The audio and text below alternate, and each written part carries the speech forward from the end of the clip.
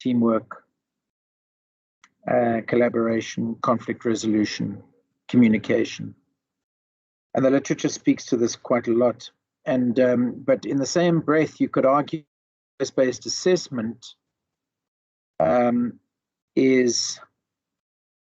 could potentially be applied. The same thinking could be applied, that it is so important that we want to move towards it and we want to implement it, but how difficult is it to achieve that? Indeed, measuring into professional competencies can only really be done as part of workplace-based assessment in the first instance. So there is a parallel that can be drawn, or a link that can be drawn between those two statements around the gap that exists. And we've been bandying around these words for some time, workplace-based assessment, and we've had intent for some time. So how is it that we as individual divisions, but really as Department of Family Medicine and Primary Care, as the School of Clinical Medicine, as the School of Therapeutic Sciences, can start to just fundamentally move towards more practical implementation? Now, I'd like in our next two discussions to be speaking to some of the tools directly and some of the ways in which we might be able to achieve that. But I do please want to see this as a collective exercise, and that we do want to come up with these solutions informed by the literature, informed by the evidence ourselves, and be able to craft a way forward. I must also at this point make mention of the clinical trainer sessions that are taking place the 13th to the 15th and the 20th to the 22nd of October, next week and the following week, respectively. And this discussion that we'll have today, next week, and the following week will fit in quite nicely, particularly the next two sessions. Tools around the Tech Tuesday and the Learning Workshop fit into that, into those, align with and be able to be integrated somewhat with those two sessions. Given that it is key, workplace-based assessment is linked, of course, by definition to training, and train the clinical trainer is part and parcel of WPBAs are part and parcel of an appropriate and competent approach to training the clinical student. So with that, allow me to then just share my screen, and I just wanted to take you through some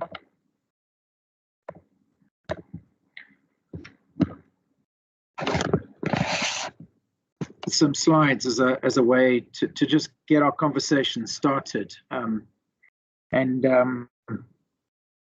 For my really quite pathetic in some ways, dear Yanis, attempts at alliteration for the title of these sessions. What do we have? The power of the portfolio, the place for promotion, or something, a couple of sessions ago. But I called this "What Place for Work-Based," or "What Place for Work-Placed," as was in the introduction. So you'll forgive me for a corny attempt. But it is an introduction to our conversation on workplace-based assessments, and I do hope that we can come together on some things. There are really two articles, and forgive the formatting of the slide, but I want to focus on the first, which is a journal article which was published quite recently online this year, out of the Industrial Psychiatry, the Journal of Industrial Psychiatry in 2020, initially published online this year.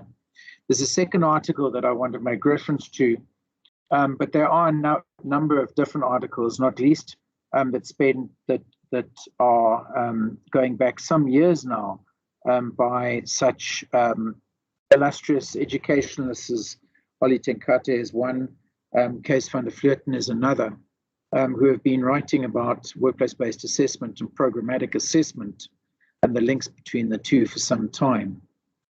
And it is, and forgive me if this is a bit small, and there is another article that I also want to be referencing, and that is the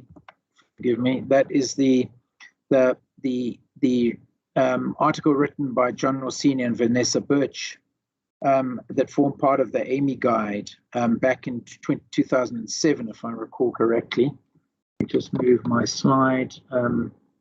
Yes, but it was, I haven't noted that, so I haven't referenced that correctly, but it was indeed 2007. That was entitled Workplace-Based Assessment as an Educational Tool, that it was part of the AMI guide.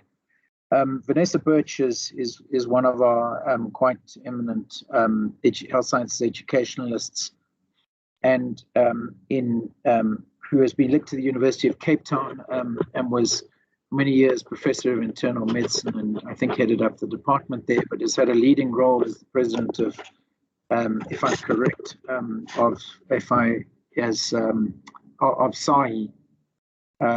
and for some years is well known within the health sciences education spaces. Indeed, at the moment, she has been one of the key proponents in the link to the colleges and doing some consulting work with the colleges of medicine in South Africa, promoting the workplace-based assessment models, and the entrustable professional activities as well. She's also been very much involved in having to move the assessments with regards to the college exams online lately. But so first of all, and this comes from the first of the articles that I spoke to, that I introduced earlier, and that is, right now my screen is frozen. Hang on.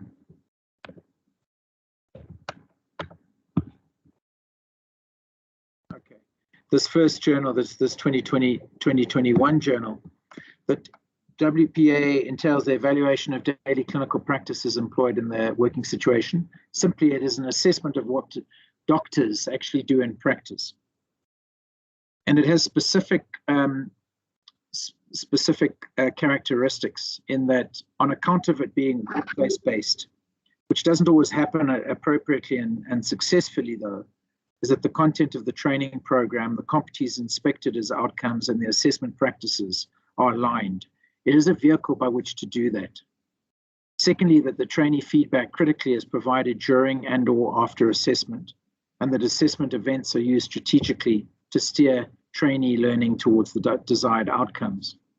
These 3 points are actually from the Norsini and Birch article. And I did want to preface our discussion with reference to this, but specifically the practice points that were raised in their article, which are that the research literature does suggest that it is a powerful means for changing the behavior of learners, that several formative assessment methods have been developed for use in the workplace, and there is preliminary data evidence of their reliability and validity.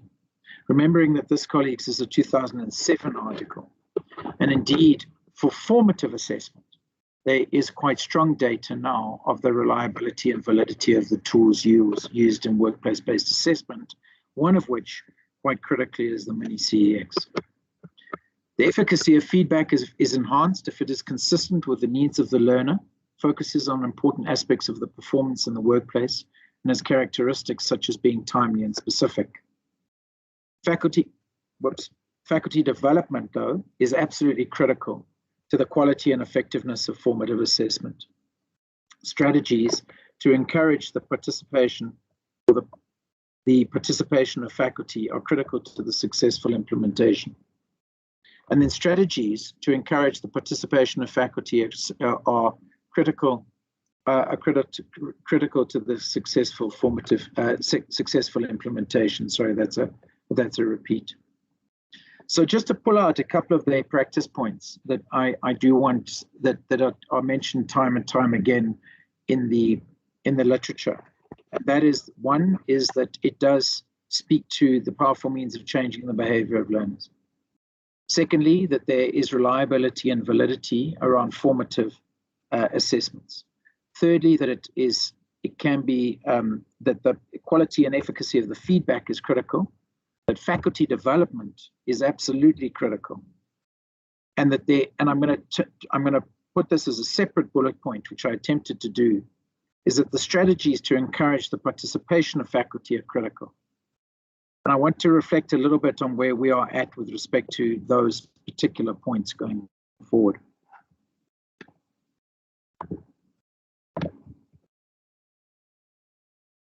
So this 2021 article notes that the tools that are being used by various educational institutions are being used, and they span across multiple domains over the entire duration of the workplace learning. So there is, from a clinical perspective, applications that can be used by workplace-based assessment tools that can be used that are diversely applicable. That it does cater to holistic assessment. That it uses structured measures, real-time feedback, and also caters for, forgive the typo, continuous professional development. But it is being used more, and I remind you that this is a different article to the Norsini and Birch assertion, that it is used for more formative assessment and has limited utility in summative assessment as on at this particular time. But they're promising prospect in bringing novelty and objectivity and holistic approach to the assessments. Now, Van der Vleuten reminds us that we need to carve out an effective assessment strategy. And the Journal of Psychology article does reference this specifically, noting that we do need the cost effectiveness, the acceptability, the reliability, the validity, and the educational impact. And I remind you that the word validity is synonymous with really accuracy, in that does the tool accurately measure what it is intended to do?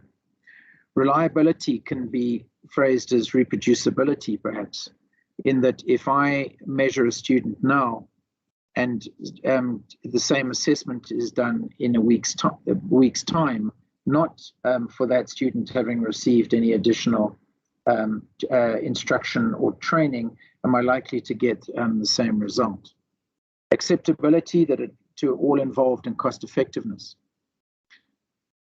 and that the educational impact should result in the promotion of learning or translation to competent practice.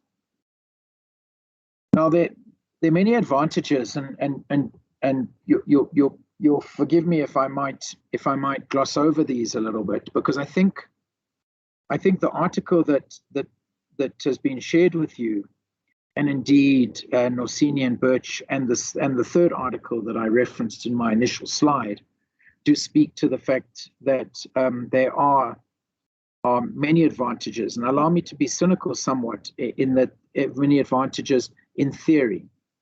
Because after all, everything that we do needs to be implemented in order to be for the benefit of our faculty and students in order to be successful.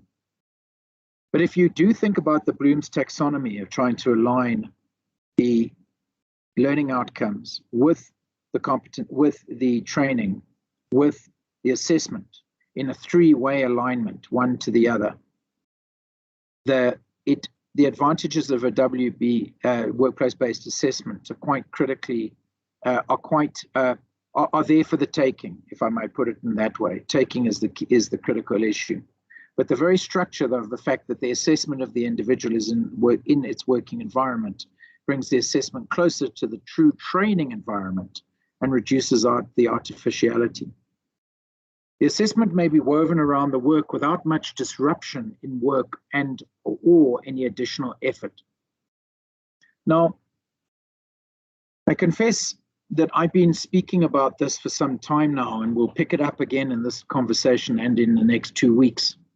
In that, really, does it disrupt the work, and how is it that it doesn't? Because the answer is, quite frankly, at the moment, that if we're doing using our tools of mini CXs, DOPSs and snaps, that you can't suggest that it doesn't disrupt the work at the moment. But let me leave that there for the moment for our discussion. The assessment of multitudes of skills over a variety of cases and settings is possible. Absolutely, be it in theatre context, in OPD, in casualty, around the bedside in the ward. Holistic assessment of competencies are possible, across preventative to therapeutic to rehabilitative. Give me, I've just lost my slide now. Let me stop sharing and share again, if I may. Where did you go? Okay, I think that will come back now. So the holistic assessment of competencies are possible across preventive to the therapeutic to rehabilitative, education, management to follow up. So patient orientation to family community orientation. Now, in truth, we don't really capture in our current tools, I'd suggest, be it a mini CX or a DOPS or potentially a SNAPS or interprofessional competency tool, anything that speaks to preventative or rehabilitative, or well, perhaps preventative, certainly not education or patient orientation or family community. They're much more therapeutic, the tools that we specifically use currently. They're easy to assess the higher order thinking and echelons in Miller's pyramid. The Miller's pyramid, that is, of course, another theoretical framework which many of you will be familiar with, that speaks to the lower levels of knows, the second level of knows how, the third level of shows hows, and the fourth level of does, that speaks to clinical competencies, or should I say those that there's a slightly different way that it's being assessed, that is presented for example, through other theoretical frameworks or yes, graphically illustrated frameworks, as in the triangle, that speaks to, for example, the affective domain of competence. And right at the top of Miller's pyramid, not only doing but being, right at the top, that really does speak to the pinnacle, the holy grail of authentic learning. And I like, as we will discuss in the TCT course, to differentiate, as the literature does quite substantially in philosophical theory around education, is that being and doing and being are two different concepts in the sense that we're all trying to be, and being is in a state of constant flux. We can do, but if we're being, we're always looking to improve for the world around us and the life encounters that we face within our jobs and our personal circumstances as well. So the assessment of learners' addressal of ethical and legal issues in their work, again, speaking to some of the authentic issues, continuous in nature through a course of time and complexity in issues of management. There is an element of programmatic assessment that therefore comes into place, and gives emphasis on other aspects of learning necessary for holistic management, record keeping, taking the team along, communicating with patients and peers, understanding larger view of health than addressing mere illness. I put it to you that perhaps we're at the beginning stages of this, and looking at task-driven clinical competence rather than taking it to more of a holistic view of competence that they're suggesting here. Gives opportunity of assessment and feedback by multiple assessors. And then provides a much more authentic within the naturally occurring learning in the work environment for observation and assessment. But critically, things to keep in mind that the article speaks to is that it should be able to address the desired competencies, so that alignment between training, learning outcomes, and assessment. Should be able to yield data or feedback for reflection and appropriate plan for the future. And this is where one would argue that data, that the paper-based versus e-logbook or app is a preferable means by which to capture that data. Should be able to help in certification of certain competencies, suggesting that a move towards a certification, and by that we really mean trust in certain competencies as part of a more global EPA entrustable professional activities would be again something of our holy grail. Should be able to identify gaps in knowledge and skills for continuous development. The practice environment should be safe and free of any possible litigation. I found this was an interesting comment, and I hadn't really, to be frank with you, reflected on this particular issue much in the context of our efforts to bring in workplace-based assessments, because that is so critical, is it not, that you don't, if we are looking to learn in the workplace, as opposed to only relying on a somewhat artificial, inauthentic, and very much higher stakes, often simulated assessment, which is all of those issues, but also very much safer from a medical legal perspective, then we need to remember the importance of it being free of any possible litigation.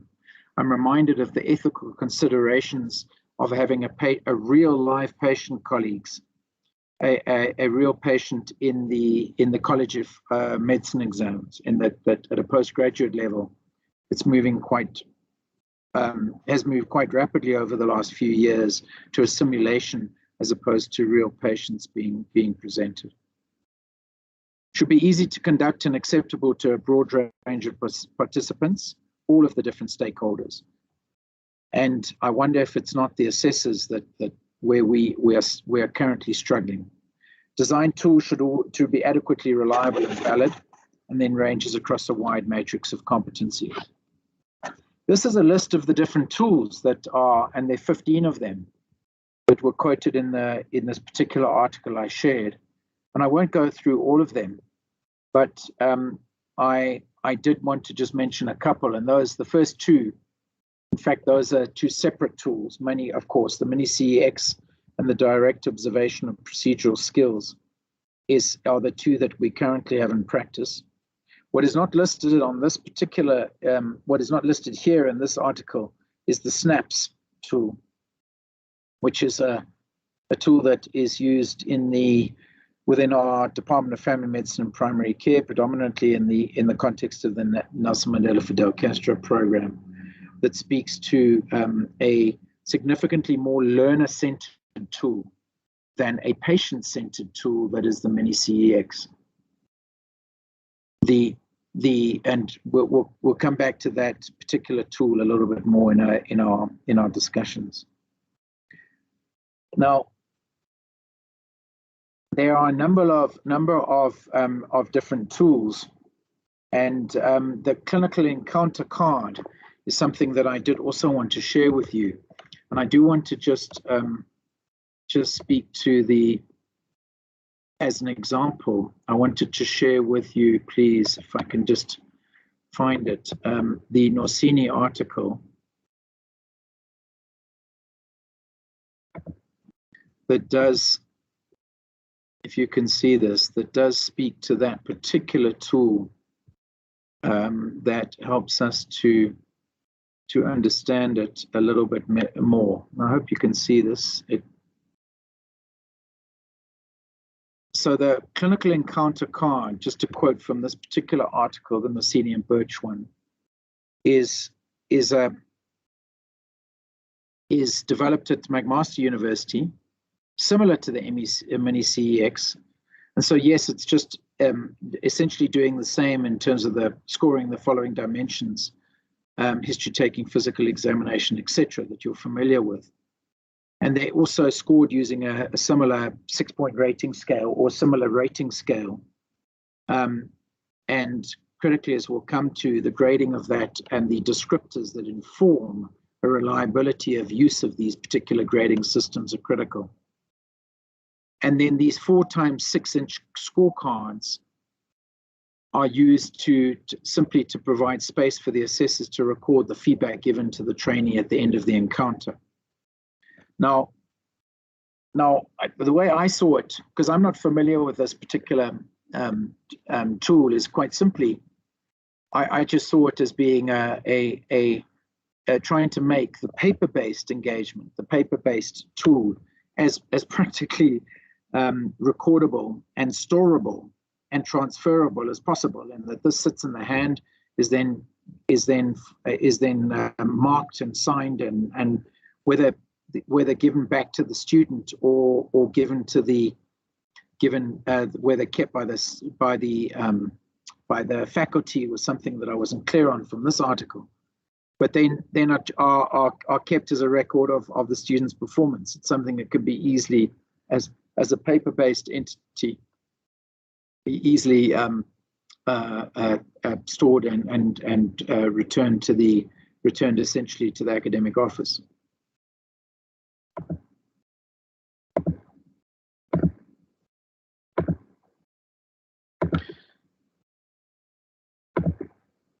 So for the numbers that are provided here, and also a number of 50, a great deal, we happen to use this multi-source feedback within the Nelson Mandela program with some degree of success, although the buy-in of the faculty, the buy-in of the assessors has really been quite problematic over the last couple of years that we've used it. But small things like the photograph of the student provided at the HOD's meeting has been something that, I beg your pardon, the department meeting has been facilitated their engagement and remembering and involvement with this particular tool.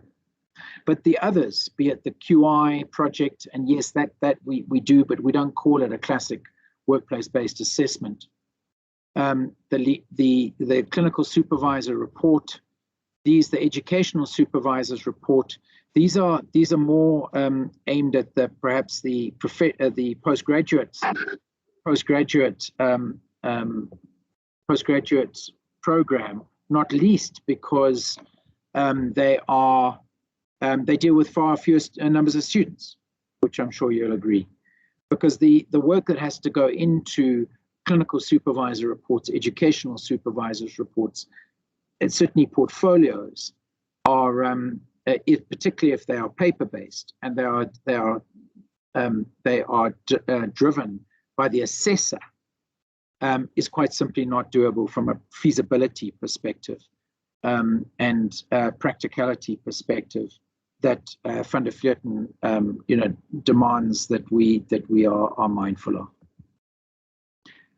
So some of the typical gradings that happen at this that are referenced within this particular article is that these are the very somewhat arbitrary, certainly not linked to standard setting, but that can be helped by a descriptor specifically as to what is meant by each of these particular levels of competence, with the desired level of expectation being which is the middle one, being the sort of the benchmark or the line in the sand.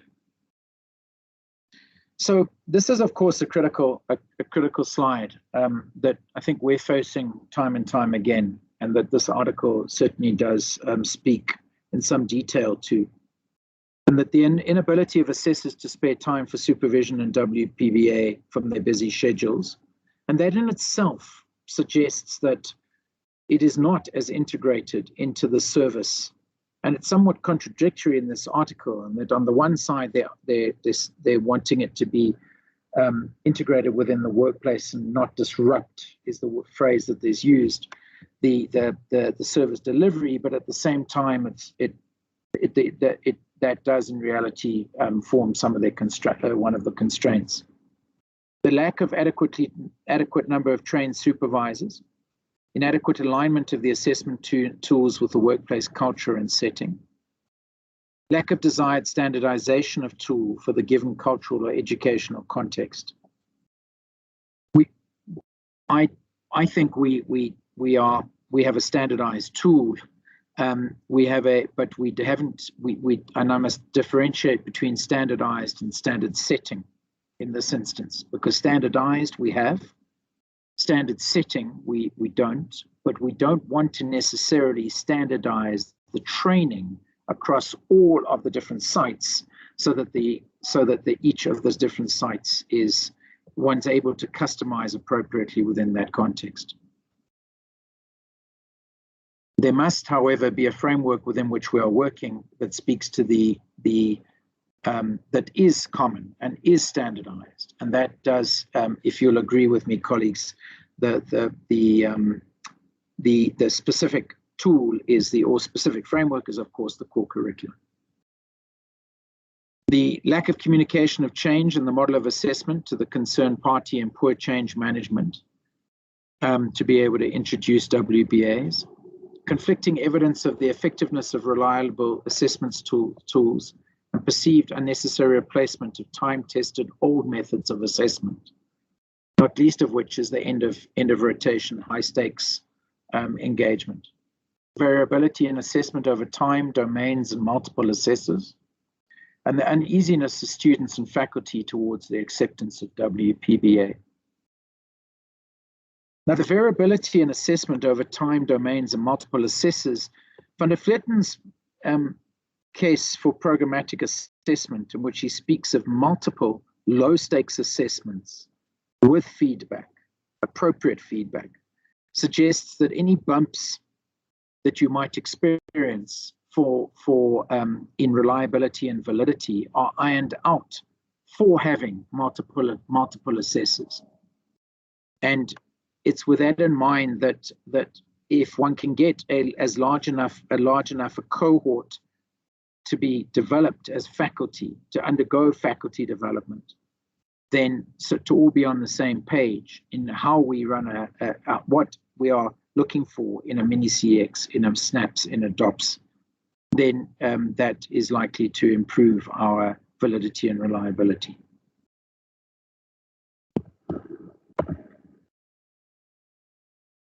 So again, I just wanted they speak to the current status, and I just really wanted to close off on this point, and I've got a couple of extra slides, but I'm gonna flit over those, just really in preparation for more of our discussion next week, both in the Tech Tuesday, then the learning workshop the following week, but also in the TCT training.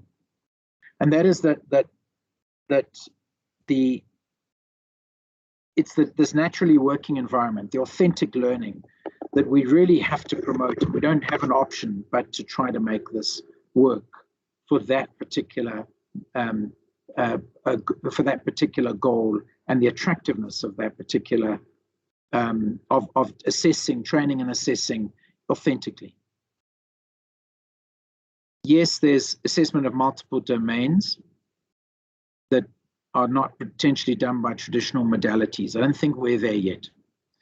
But if we could, is it not the vehicle, colleagues, by which we can, if we get it right, to change the concept from, not form, assessment-driven learning to learning-driven assessment? And we've just got to turn it on its head somehow through our collective good inputs and efforts.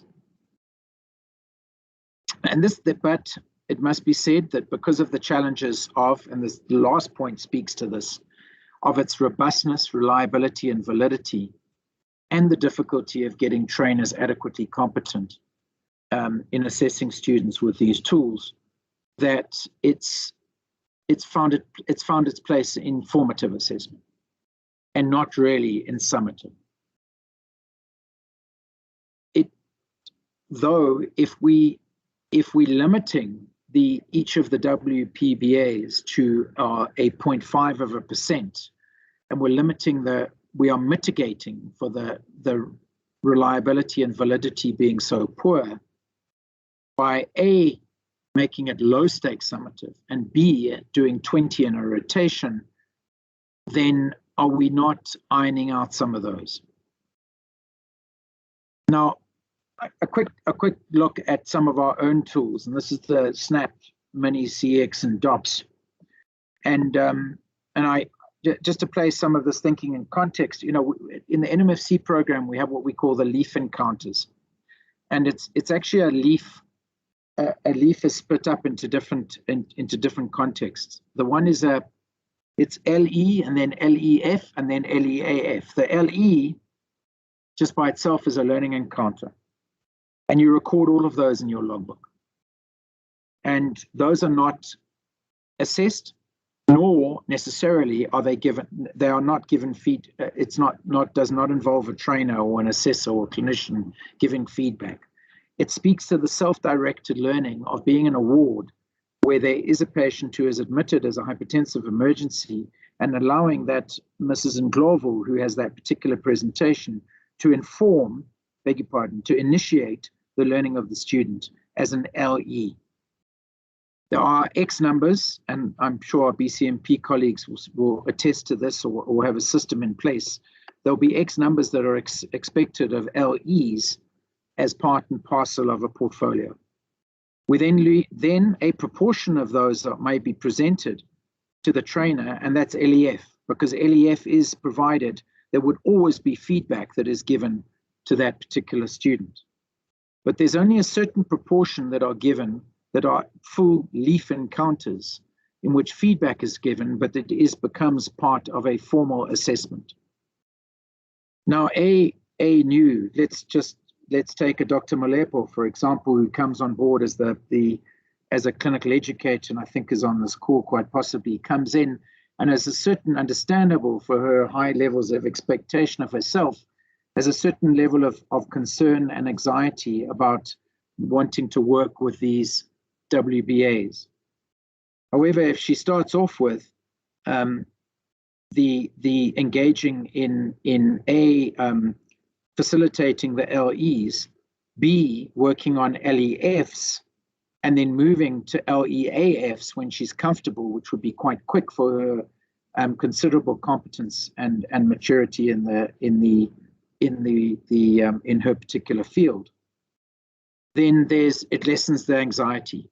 Equivalently on the student side, if we do take that approach and we make it an LEAF, yes, that means that of our LEFs, only a certain proportion are assessed in a feedback manner, with giving feedback, but also that they each count very little, and potentially we could take an average of the top 6 out of 20, or we could take the average over 20. And if somebody did get 3 out of 30 for the first 3, because we're looking to promote and do a up to say 15 to 20 during a rotation, then overall they will do more than fine if they are given the appropriate feedback each time. Now, all very well on paper, colleagues, but even more so on paper, in that we do use this rule of FC program as an ideal, in that if we have a WPBA being used as that we target at least 3 a week, that they need to have a variation of common competency that is presented times 3, common condition, I beg your pardon, of the core curriculum times 3, and then the assessor is also 3 different individuals, and then the proportion that are done to the consultant, to the MO, or should I say senior to junior staff, is in a 2/3 ratio, or a chosen, in this case chosen is greater than 30%. Again, the rule of 3 is applying there. There is a way in which potentially that might again on paper improve us. So, colleagues, allow me to stop there and thank you for your attention. And I wanted, as I say, this is part of the start of our conversation around these WPAs, that we will have another, essentially an engagement again on another, at least 3 different occasions during the month of October. Not least these 2 learning engagement, these learning workshop and Tech Tuesday, coupled with train the clinical trainer for members of this department, and then we will expand that to others going forward. So allow me to ask for comments, and I don't know if there's anything in particular that struck you around the inputs from this article that I've shared with you. Are we on the right track, colleagues? Are you happy for us to pursue this as a way forward for our workplace-based assessment, for our assessments? Do we need to take it in an iterative, slow fashion, or should we just jump in and bite the bullet and do the best and do and get everybody on board as to how we need to do it through extensive and intensive, which we can do, faculty development of clinicians on the platform and ourselves. I wonder if anybody's got any particular comments.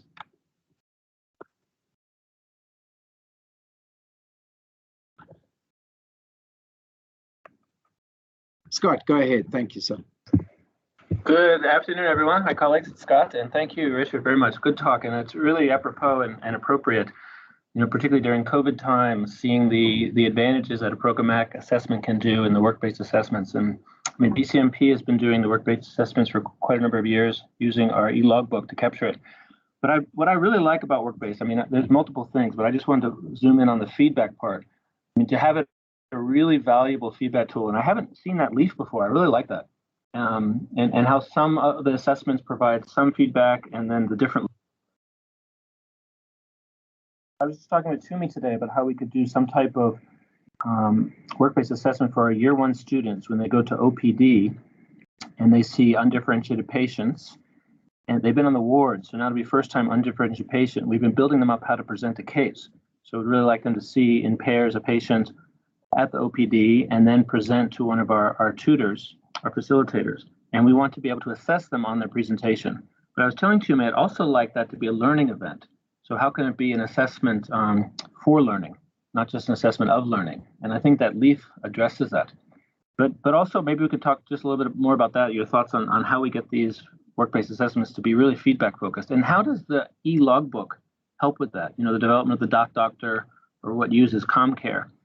And our students would give the tutor our logbook on the ComCare on the tablet, like a mini CX, and they fill it in there. And then there is space for comments. And we ask that they interact together to look at the tool and how the marks were given and why, and that there should be a bit of a back and forth there. We don't see that occurring as much. And whether the tool could have a place where they say, the tutor says, yes, I did interact with the student says, yes, I did read the feedback. Yes, this was helpful for me.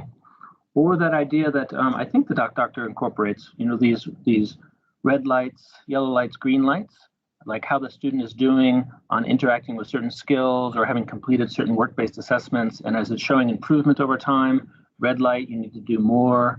Yellow light, you're getting there. Green light, you're doing well. Maybe just how does that overall, all the different work-based assessments, you talk about, wanting to do at least 3 a week, 3 of different types, 3 by different people, because how does that overall picture also help a student to get feedback on what they're doing? Okay, thanks.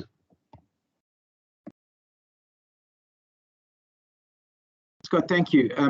So the next week, we could potentially look at the apps themselves, both both Doctor and ComCare, and have or the platforms, should I say, in terms of part of Tech Tuesday, and have a look at them specifically in terms of what they do and what they don't do. Quite critically, as we will speak to again in the course of this month, is one of the key things is that we're not following, in my view, as has been suggested in this article and by a lot of the literatures, we're not following a dedicated and structured format for giving feedback.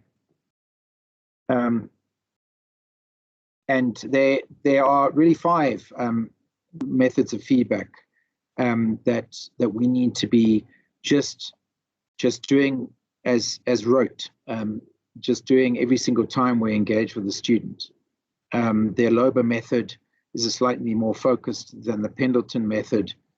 The sandwich method is the quick and easy, quick and dirty method of giving feedback. And there are a couple of others. And we need to just be ensuring that we follow that same structure. And our electronic tools need to be able to capture that particular the feedback in the same manner.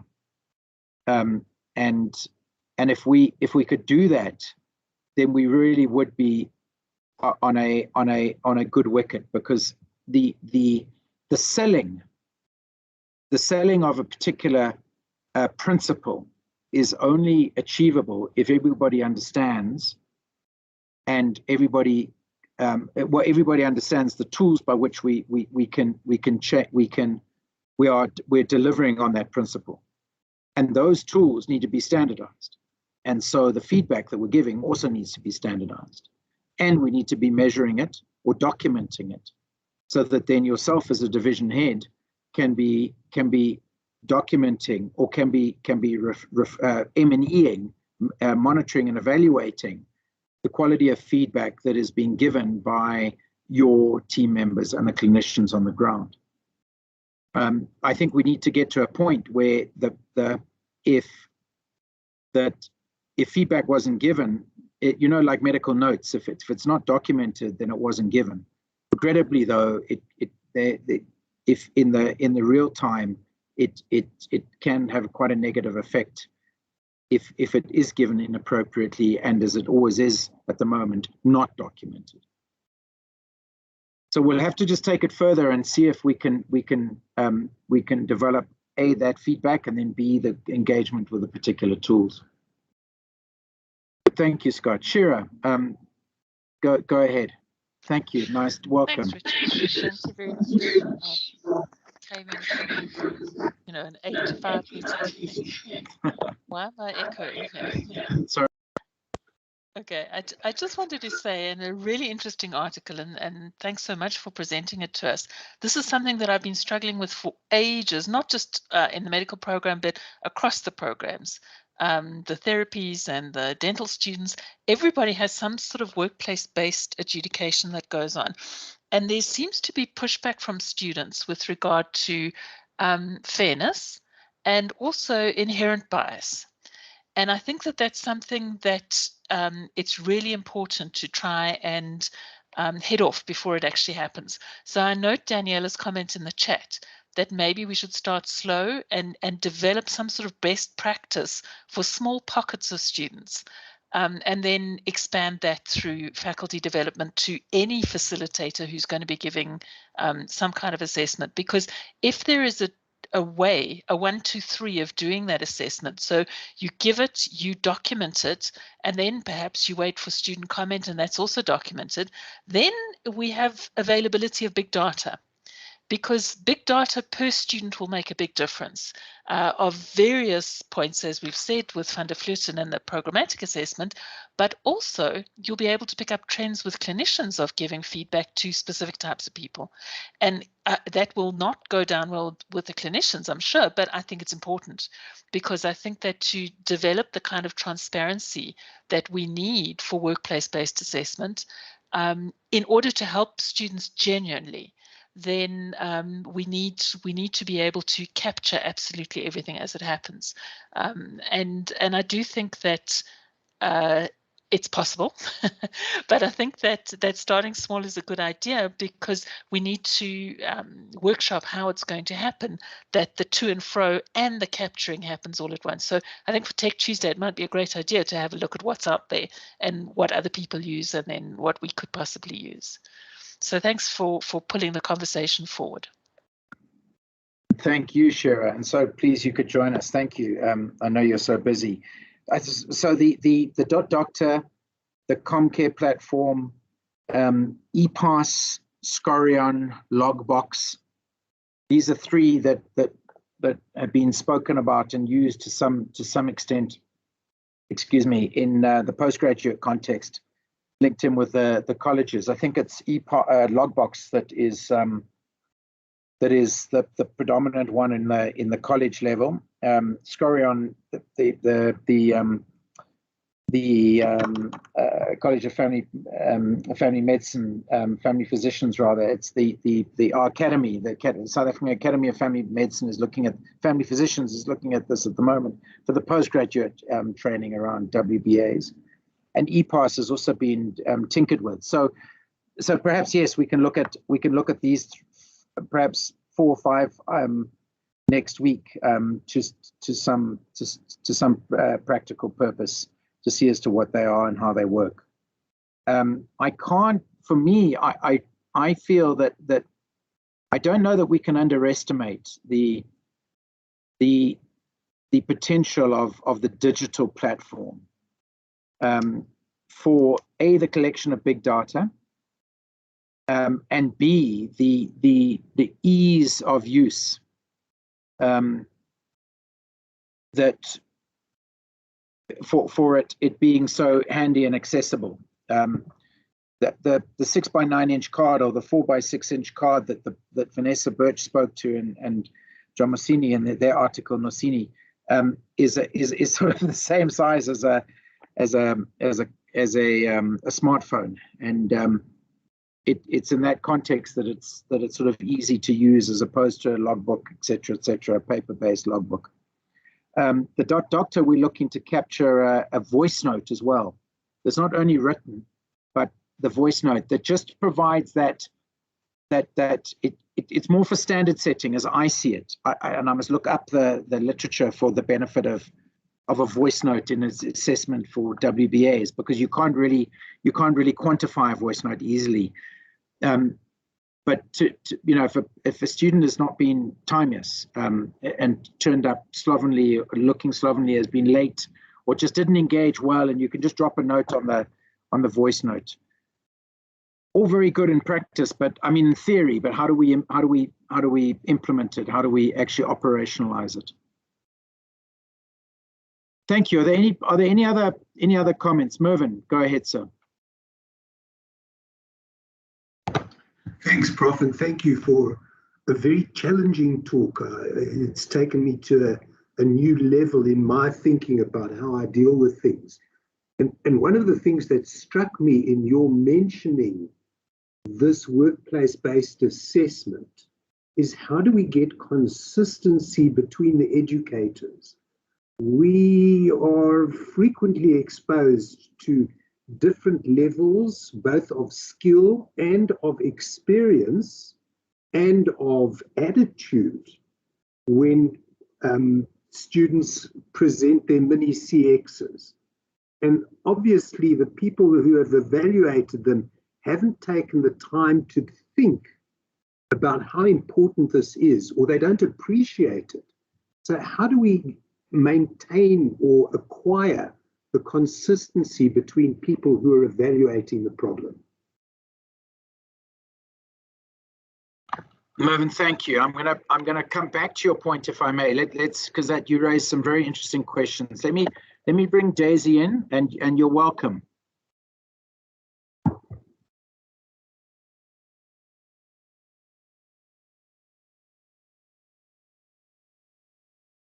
Do I see your hand? I'll give you a minute.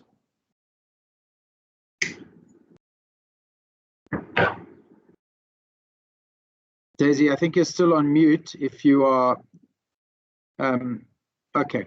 So let me respond. So if you look at the mini CX at the moment, for example, there is the classic mini CX. There's gathering information is one